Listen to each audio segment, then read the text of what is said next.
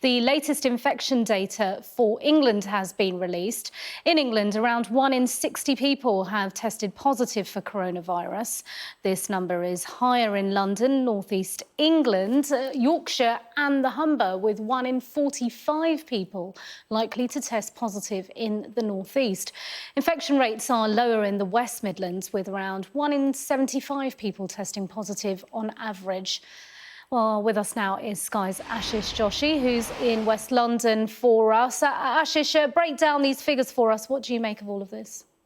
Well, we knew which way the trend was going, Simon, and this is just confirmation of that. This is the week ending December the 3rd, so it doesn't take into account any of the Omicron cases, and the ONS, the Office for National Statistics, say as much. It's too early to see what sort of impact Omicron might be having. The numbers are very low at the moment.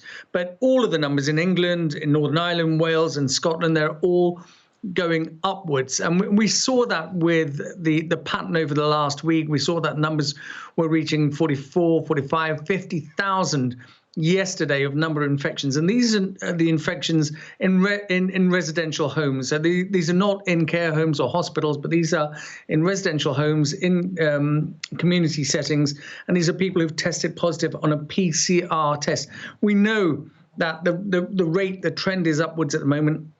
And this is a good way to remind people that although we might have been distracted a little week over the past week talking about Omicron and everything else, that the numbers are still high.